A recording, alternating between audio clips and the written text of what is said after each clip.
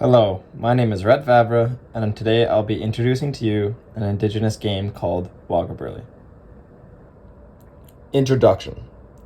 In today's video presentation, we'll be learning about an Indigenous game called Woggaburly.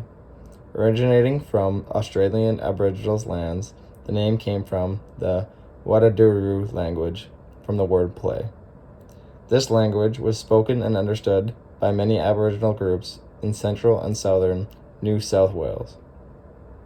With the ball usually being traditionally spun by the women of the group, being made from possum's fur, being 5 centimeters or larger in size, this game requires great agility, a basic fundamental movement skill of kicking, if playing with any degree of skill.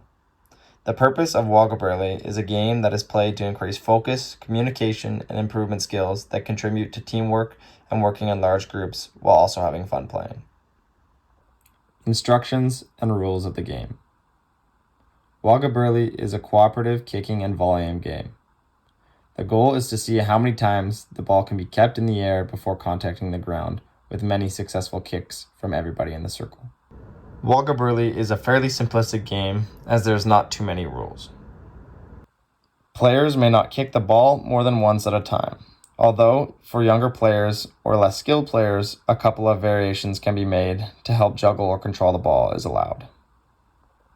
Players cannot use arms, chest, or head to hit the ball. Only waist-down hits are allowed when kicking or kneeing the ball.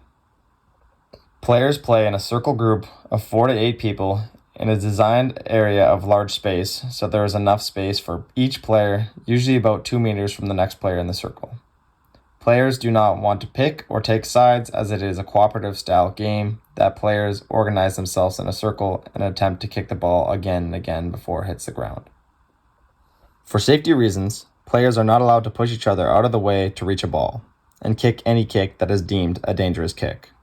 The player who is positioned closest to the ball calls my ball, and as they kick, they count the number of volleys their kick contributes to the count. As a general rule, all players should be involved in the game when possible, and each player has to attempt to kick the ball above head level height for it to count as a volley, unless there has been additional variations to the game have been added. A successful kick or volley is done by the ball traveling above the person's head before another kick or volley is made.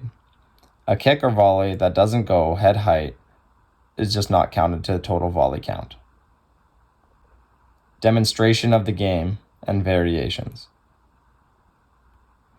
These classmates are playing and giving a demonstration on how to play the traditional Woggaburly game, trying to pass and include everybody, spacing out and calling the ball and counting as each player kicks, while having fun.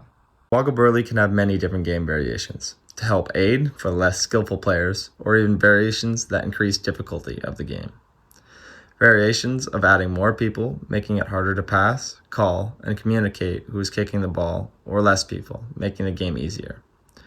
Letting players have consecutive hits or juggles lets players work on developing skills of passing the ball.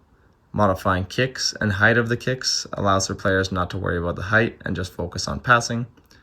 And even letting the ball bounce in the middle once before another kick for learning beginning players. From the time me and my fellow classmates played Woggaburly in class, I can say we enjoyed playing and we're having fun learning and working on our fundamental movement skills of kicking and passing. Now that you know all about this awesome Indigenous Australian game, will you give it a try?